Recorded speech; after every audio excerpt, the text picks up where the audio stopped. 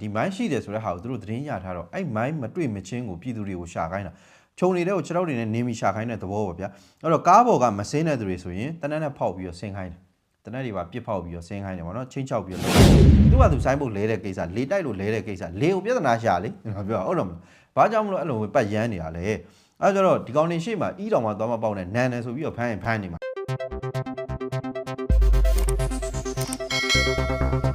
လာပါဒီနေ့မှာလည်းကျွန်တော်တို့မြေပြင်မှာထူကြတဲ့သတင်းတွေဖြစ်စဉ်တွေကျွန်တော်ပြောကြမယ်ပေါ့နော်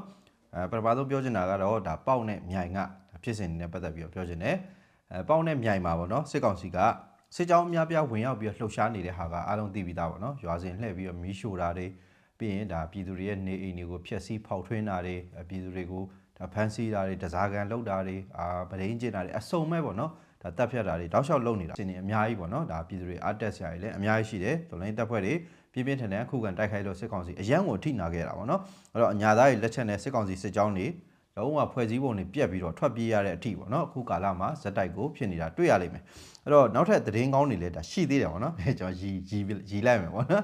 ကျွန်တော်ရီပြီးဆိုရင်လည်းဒါသတင်းကောင်းတွေရှိလို့ပေါ့နော်အဲ့တော့အဲ့အရာတွေလည်းကျွန်တော်တို့အောင်ပွဲခံဖို့အသင်ပြင်ထားကြမယ်ပေါ့နော်အခုလည်းဒါနိုဝင်ဘာ12ရက်နေ့ကနေစပြီးတော့ပေါ့နော်ဒါဖြစ်စဉ်တွေဖြစ်ခဲ့တဲ့တခြားလုံးကိုထုတ်ပြန်ခဲ့တဲ့ဟာရှိတယ်အဲ့တော့နိုဝင်ဘာပေါ့နော်ဒါသူတို့အင်အားချိနေအောင်လုပ်နိုင်ခဲ့တာအများကြီးရှိတယ်အဲ့တော့ကောင်းတယ်ပေါ့နော်အဲ့ဒါကောင်းတယ်ဘာကြောင့်ကောင်းတာလဲဆိုတော့ဒီစစ်ကြောင်းကဒါဝက်ပုတ်ရွာမှာနေနေကိုမီးရှို့ခဲ့ပြီးတော့ပြီးရင်ဒါရွာတန်းရှိပေါ့နော်အဲ့ရွာမှာလည်းပြည်သူ2ဦးကိုတပ်ဖြတ်ခဲ့တဲ့စစ်ကြောင်းဖြစ်တယ်ဒါပေမဲ့စိတ်မကောင်းစရာတစ်ခုရှိတယ်အဲ့ဒါဘာလဲဆိုတော့တော်လိုင်းရဲဘော်ပေါ့နော်2ဦးကြာဆုံးခဲ့ပြီးတော့3ဦးမစိုးရင်တန်ရာရရှိခဲ့တာရှိတယ်ပေါ့နော်လဲရတာတော့မတန်ဘူးပေါ့ဗျာနောက်တစ်ခုကတော့ဒါနိုဝင်ဘာ25အဲ့မှာဒါပေါက်နဲ့မြိုင်အဆက်ကအင်အား300ပါတဲ့စစ်ကောင်စီစစ်ကြောင်းမြိုင်ဆက်မှုနှစ်ကိုဒါပြန်လာတဲ့ချိန်ခုနဒါမြိုင်ဆက်မှုနှစ်ပဲပေါ့နော်အဲ့နေရာမှာပဲဒါပြန်လာတဲ့အချိန်မှာသူကဒီကျွဲကွင်းရွာမှာဒါသူတို့ညအိတ်တယ်ညအိတ်ပြီးတော့26မှာမြိုင်ဆက်မှုနှစ်ကိုသူကပြန်လာပေါ့နော်အဲ့နေရာကိုပြန်တဲ့အချိန်မှာဝက်ပုတ်နဲ့စိတ်တာရွာချက်ဘာကြောင့်လဲဆိုတော့သူကချက်ချင်းတီသွားတာမဟုတ်ဘူးဗျာတုံးတောင်ဆိုရင်တော့ဒါအရင်ကြီးမားတဲ့ဖြစ်စဉ်မျိုးဆိုရင်တော့လေတေကောင်းတေနိုင်တယ်ပေါ့နော်ဒါပေမဲ့ပြောလို့တော့မရဘူးအခုဒေါ်လာတက်ဖွဲ့တွေရဲ့မိုင်းတွေကစက်ကောက်စီမိုင်းတွေလို့မဟုတ်ဘူးပေါ့နော်တချို့ဟာတွေကမိုင်းအကြီးပြင်မဲ့လေကွဲချင်မှကွဲတာရှိသလိုချွတ်သေးသေးလေးဆိုရင်မဲ့လေအာပါတရကြီးကွဲသွားရည်လည်းရှိတာပေါ့နော်အဲ့တော့တေဆုံးတဲ့အထိလည်းဖြစ်ကောင်းဖြစ်နိုင်တယ်ဒါပေမဲ့အခုကတော့ဒါ6ရောက်ဖြတ်လိုက်ရတာပေါ့လေနော်အဲ့တော့အဲ့လိုဖြတ်လိုက်ရပြီဆိုရင်သူကဝင်တော့ဝင်ဖို့ဖြစ်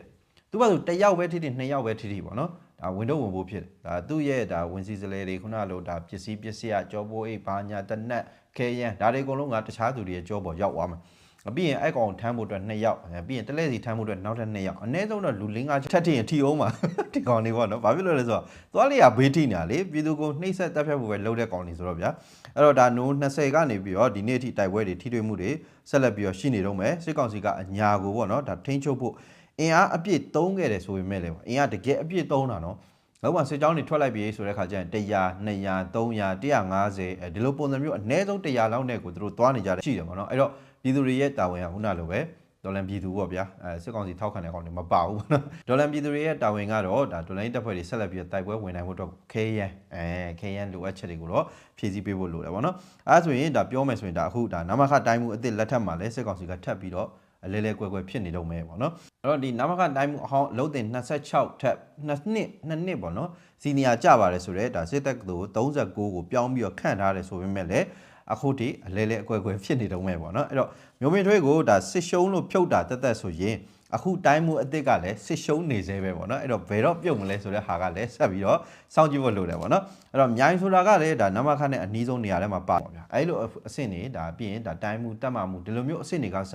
PR တွေဇက်တိုက်ကြုံတွေ့နေရတယ်မြေပြင်မှာတိုက်ပွဲဝင်ခိုင်းထားပါတယ်ဆိုတဲ့ကောင်တွေကလည်းတေလိုက်ကြည်လိုက်ကြတာပြောမနေနဲ့ပေါ့နော်အားကြောင့်မလို့ဒါနမခကလည်းအခုထိအခြေအနေမကောင်းသေးဘူးသူတို့အတွက်ပေါ့နော်အဲ့တော့အဲ့လိုမျိုးဒါစစ်ရှုံးတာတွေဇက်တိုက်မြေပြင်မှာဖြစ်နေတယ်ဆိုပေမဲ့လည်းစစ်ကောင်စီရဲ့ရုံမာမှုတွေကတော့ရုံမသွားဘူးကျွန်တော်တို့သတင်းတစ်ခုတိတိကျကျရထားတာရှိတယ်တော်တော်လေးရုံမာလို့ဒါပြောပြတာပေါ့နော်ပြည်သူတွေအနေနဲ့လည်းသတိထားလို့ရအောင်ပြောတာဖြစ်ပါတယ်အဲ့ဒါကတော့နိုဝင်ဘာ26ရက်နေ့မနက်6:15ကနေ9:00နာရီထိဖြစ်သွားတဲ့ဖြစ်စဉ်တစ်ခုရှိတယ်အဲ့ဒါဘာမှဖြစ်တာလဲဆိုတော့မုံရမြို့ဝင်ဒါတိုးဂိတ်အဟောင်းနားမှာပေါ့နော်အဲ့အဟောင်းနားမှာဒီစစ်ကောင်စီစစ်သားတွေကဘာလုပ်လဲချနေနေတဲ့ပုံစံမျိုးကတော်တော်ကိုရုံမှာပတ်ဆက်တာရွာတွေကိုဝင်တဲ့အချိန်မှာဒါရွာတွေကဒီဒေသခံတွေကိုဖမ်းတယ်တစားကန်ဖြစ်ဖမ်းတယ်ဆိုအဲ့ဒါတွေအပြင်မှာအခုလဲဒီလိုနီလန်းမျိုးတွေနဲ့ပြန်ပြီးတော့ဒါလမ်းမပေါ်တွေမှာအစတုံးနေတယ်ဆိုတော့ပြည်သူတွေသွားလာရေးဂယူးဆိုင်ကြစေခြင်းနဲ့အဲ့မှာဒါသူကမန်းရှာခိုင်းတယ်မတွေ့မချင်းမပြန်ခိုင်းဘူးဘာဖြစ်လို့သူတို့သတင်းရထားတယ်ဒီမိုင်းရှိတယ်ဆိုတဲ့ဟာကိုသူတို့သတင်းရထားတော့အဲ့မိုင်းမတွေ့မချင်းကိုပြည်သူတွေကိုရှာခိုင်းတာ ခြုံနေတဲ့ကိုခြေထောက်တွေနဲ့နေမီရှာခိုင်းတဲ့သဘောပေါ့ဗျာအဲ့တော့ကားပေါ်ကမစင်းနဲ့တက်ဆိုတာလည်းမြေုံနဲ့ကိုကြောက်နေတာတကယ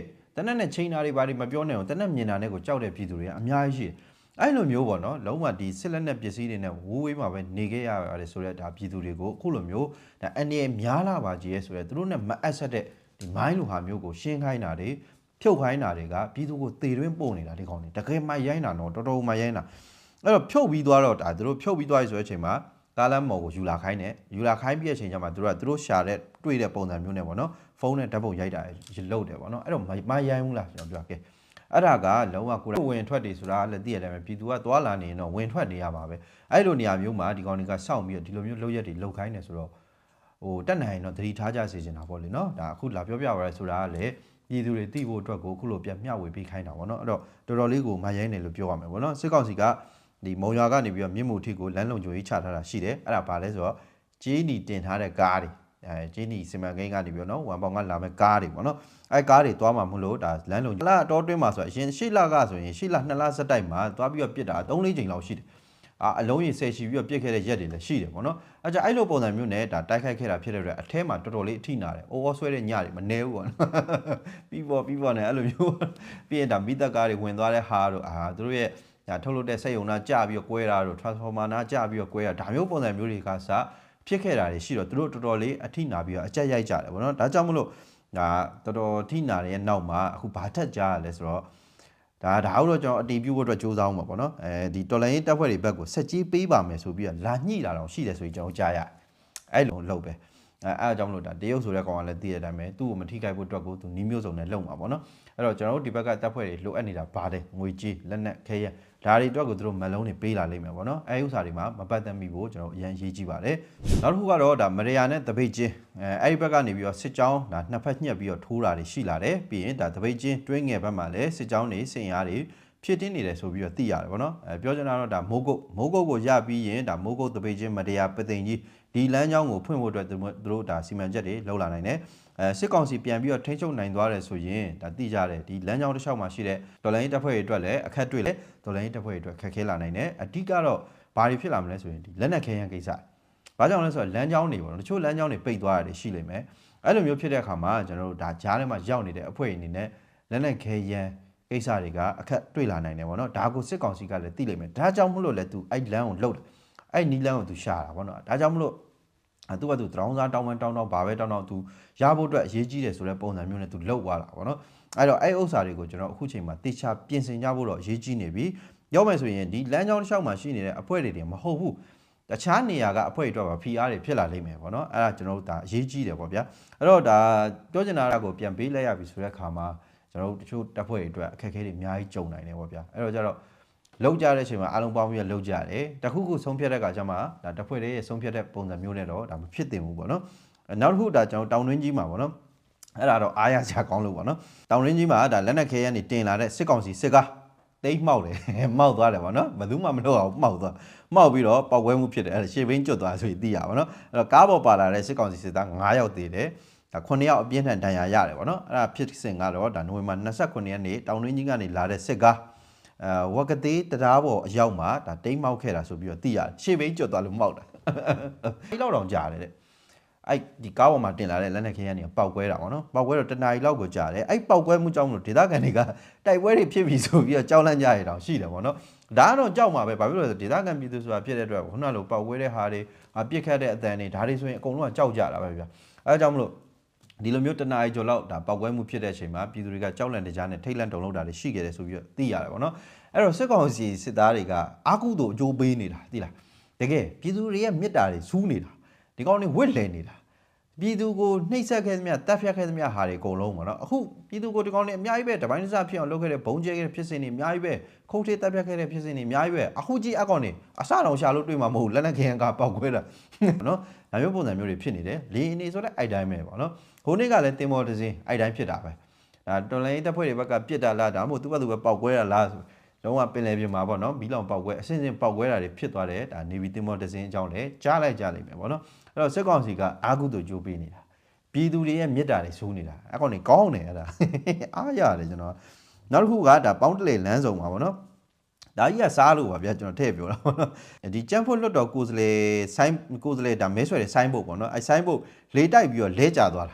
အဲ့လိုလဲကျသွားတာကိုဒါပြူစောတိကောင်းဆောင်ဘုံမလဲစေခြင်းမင်းလက်နဲ့ကင်ထားပေါ့ကွာဆိုရင်အဲ့လိုစပြီးတော့ရီးတာအဲ့ဟာကိုဒီကောင်ပေါက်ကွဲပြီးပြဿနာရှာပြီးတော့ရဲကိုဖုံးဆက်ပြီးဖမ်းခိုင်းတယ်ကဲဘယ်တော့မှမရမ်းတယ်ကျွန်တော်ပြောသူတို့ချင်းချင်းလည်းသိတယ်ပေါ့နော်အဲ့ဒါကိုဒါဝင်းစောကသူကခင်ဗျားဘာပြောရလဲဘာဖြစ်ချင်တာလဲဆိုပြီးတော့သူကရန်ရှာတယ်ပြီးတာနဲ့ဒါပေါင်းတလေရဲစခန်းကိုဖုံးဆက်ပြီးတော့ဖမ်းခိုင်းလို့ဒါဥအောင်မြင့်အဖမ်းခံရကဲယွန်းစရာမကောင်းဘူးလားကျွန်တော်ပြောခဲ့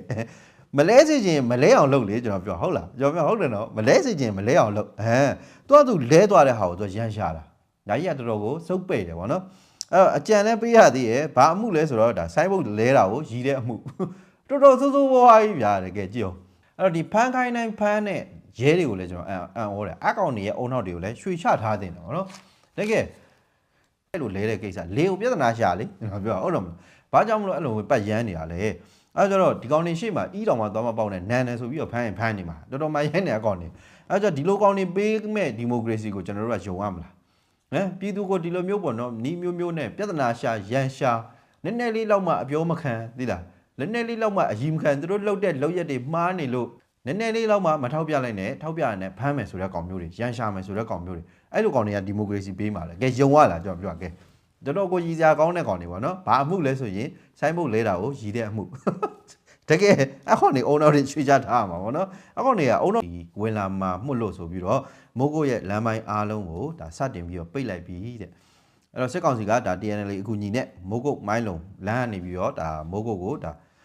ခိုးကြောင်ပွဲနဲ့ဝင်မှာပေါ့ဗျာခိုးကြောင်ပွဲနဲ့ဝင်တာပေါ့နော်အဲ့တော့အဲ့လမ်းကိုရက်အကန့်အသတ်မရှိပိတ်လိုက်တယ်ဆိုပြီးတော့လည်းသိရတယ်ပေါ့နော်ဒါနောက်ဆုံးသိရတဲ့အခြေအနေဖြစ်တယ်မနေ့ည9နာရီကျော်တုန်းကလည်းဒါကုန်ကား၄စီး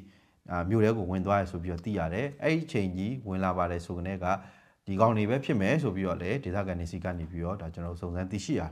အဲ့တော့ရှေ့ရက်ထဲမှာလဲပေါ့နော်ဒါကျွန်တော်ဒီမန်လေးနန်းတွင်းထဲမှာပေါ့နော်လာဘခထဲမှာကားတွေစုဖွဲ့နေတယ်အဲ့ကားတွေကစကိုင်းနဲ့မိုးကုတ်ကိုမှရှိတော့မှနေထားပါတော့အဲ့တော့စစ်ကောင်စီဟာတရောင်းစားတောင်းပြန်တောင်းပြီးတော့မတိုက်ရဲလို့